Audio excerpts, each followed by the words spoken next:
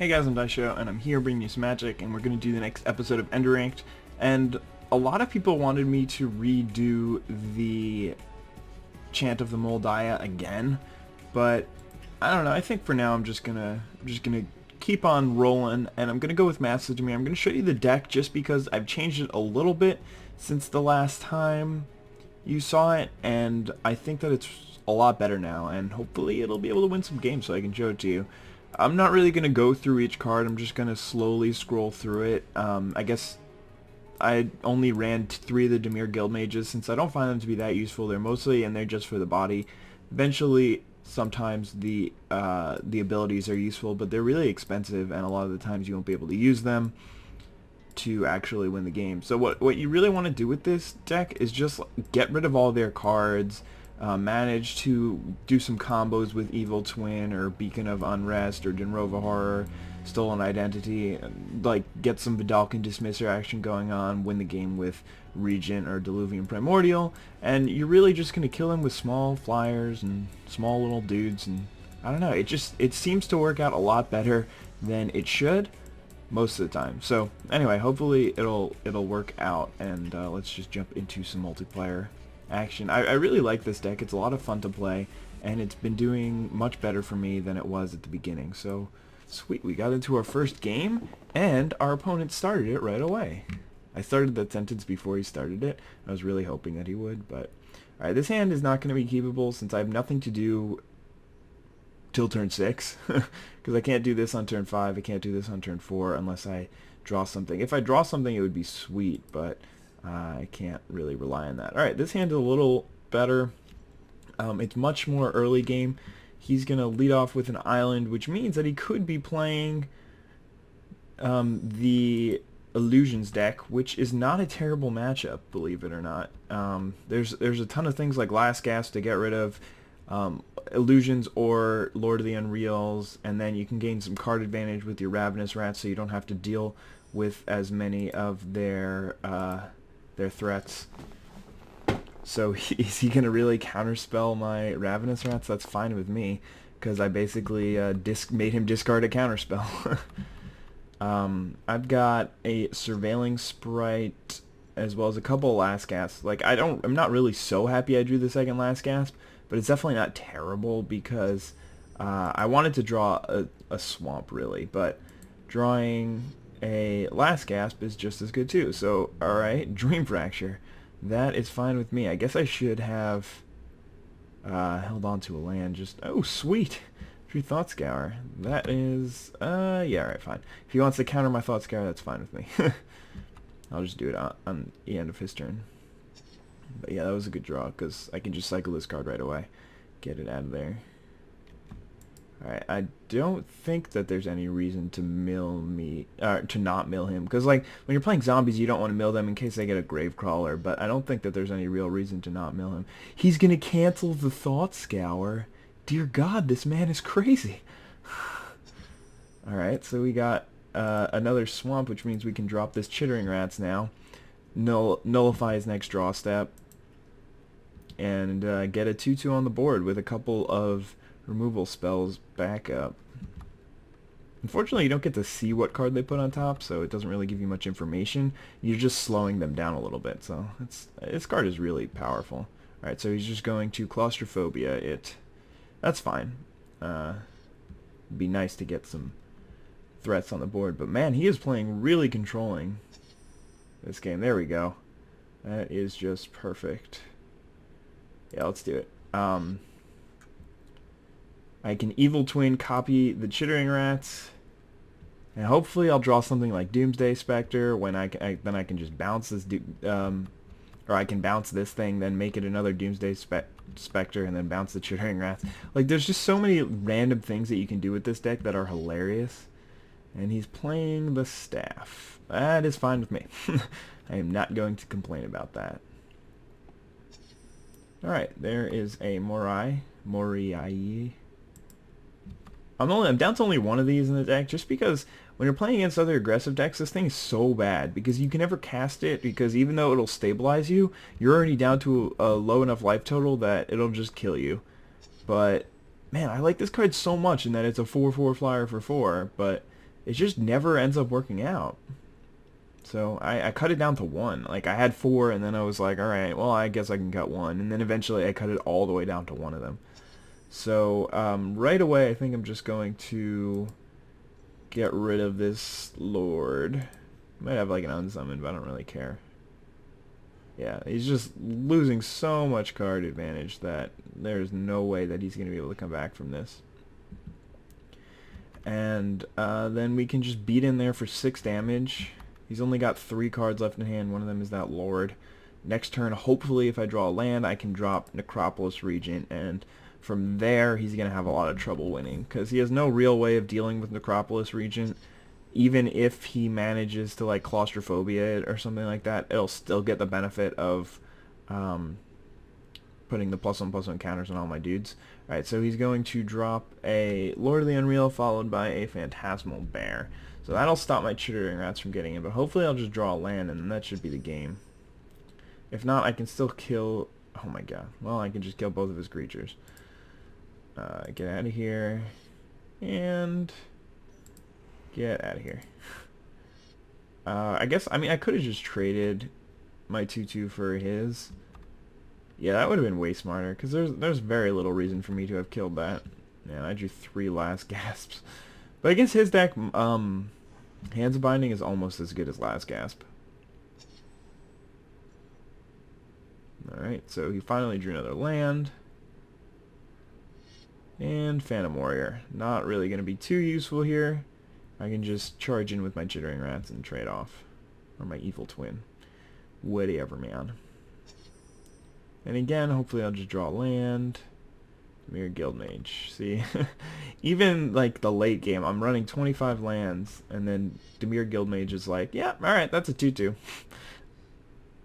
I mean, it's a little better than a 2/2, because if he doesn't deal with it, then I can just make him discard his last card in hand, unless he plays a land. But it's looking like we're going to be able to take this one home.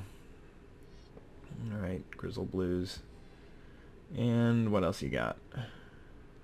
Alright, he does have another creature. I don't know why he was holding these creatures in his hand the whole game. Alright, that's fine. Okay. And card draw. Finally, we got that land. So, we're just going to drop Necropolis Regent. And I think I attack with all my guys, because if he just... Yeah, there's no good blocks that he has. This thing will probably end up just trading for this, because otherwise he has to take 6. Yeah, if he blocks like that, then he's going to lose both of his creatures, which is fine. And I'll draw a card, and then Morai will get Gigantic, so he has to deal with 2 creatures, and he's only going to have 1 card. So the only way he can do that is if he draws Frost Breath, and that'll only buy him 1 turn. So I guess he could Divinate, and then still doesn't have enough life. But yeah, so... looks like, oh, unless he's got another spell that flies, then he could also survive 1 more turn. But then again, I do have Threads of Disloyalty, so... Alright, Unsummon doesn't do anything here. And doing it on that creature doesn't... Oh, wait, no, it does do something, because he gets another blue spell. Alright, so he gets to survive another turn. Again, it's not going to matter. Like, there's literally no way it's going to matter. But if he wants to keep playing, we can keep playing. Stupid Staff of... Terrible Garbage. I think that should be the official name of that card. Staff of Terrible Garbage. It's so much fun dealing them like 100 damage with Necropolis Regent. Yeah, alright, you can play your Lord. It doesn't matter. I can take your Lord if I wanted to. Enchant creature with power 2 or less. Or convert mana cost 2 or less, rather. Power 2 or less, I think, would be a lot better. GG. Oh man, Stolen Identity. Copying Necropolis Regent is hilarious. You just, because each of them get so you double it for each of them. So if you have 2 of them, then you double it twice. It's just insane. But yeah, alright, so we got one with the Dimir deck. Hopefully we'll win a couple more. Sorry, Brojo. Brojo Jojo. Gonna have to go find another gun. Another gun? I'm not trying to shoot anyone, I promise. I meant game. I really did. Alright. We got into 2 games pretty quickly. This is just happy days. Alright, so this hand is less than ideal. No 2 drops, even though there's, what, 6... 8 of them in the deck. And I might not even be able to cast a creature on 3. But I do have Divination and Mind Rot, so that's not bad. Alright, so green probably means... It looks like a Chant of the Moldaya land. I can't really tell. People keep telling me, oh, Daisho, you shouldn't just tell what deck they're playing by the lands. But it doesn't really matter to me that much. Alright, so that's really good. I can get my Chittering Rats down on 3. And I can Mind Rot him. Mind Rot is really good against Chant of the Moldaya, because they really need all their lands or all their creatures and stuff. Like, they just do not do well when their opponents are making them discard stuff. Although Colony Hard Expedition is pretty good. All right, I got what I wanted, a 2-drop, but not exactly the best one. All right, so I'm trying to decide. I think I'm gonna go Chittering Rats first, just so I can start getting some pressure out on the board. And he's still gonna have good enough targets for me to discard with Mind Rot in a couple turns, so Chittering Rats should be the better play. He's just going to Fairhaven Elf here. So he's going to be able to get his Colony Hard Expedition full pretty quickly. So I could be in bad shape if he's got anything powerful to hit me with, because he's going to be able to get his lands there. Alright, so we drew the Surveilling Sprite a little bit too late. That's kind of unfortunate. I would have liked to start doing some damage to him, but unfortunately, we're just going to have to settle for Chittering Ratsing him. Alright, so again, next turn we're going to probably just drop Mind Rot. Be a little bit more mana efficient to Surveilling Sprite and Hands of Binding, but it's just not going to be worth it to do that. So, alright, so he's just going to drop a land. He's still got 3 cards in hand. Alright, so now he's down to 2 cards in hand. So if he doesn't play another spell, then I'm going to be able to wipe his hand clean, and he's going to have to draw something off the top that he can do. So that should be really good for me. Even if he does play like a 3-mana spell, then I'll still be able to Mind Rot to get rid of the last card in his hand. And again, he's not going to be able... He's going to have to draw something off the top if he wants to do well. And it looks like he doesn't have another spell, so that's really good for me. I'm going to Mind Rot before attacking, just in case he has Tangle. I don't want him to use that. I mean, I guess it wouldn't really matter, but Threads of Disloyalty is not the greatest card in this matchup. But hopefully I'm going to go ahead and grab some pretty sweet cards here. He does not look happy. Pathrazer. Okay, so he was still pretty far from even casting that, just because it's so expensive. But yeah, he's got, what, 3, 4, 5, 6, 7, 8? He's got 8 lands, a 9th in hand. So he was only 2 lands away from casting it, I suppose. But I'm going to need to start doing some damage here. One of the main issues with this Diluvian Primordial is there's not always good targets. So in this instance, there is really nothing for me to hit. So what I'm going to do here is I'm going to cast Divination, leaving up blue-black. If I draw into a Ravenous Rats, then I'd like to cast that. There we go.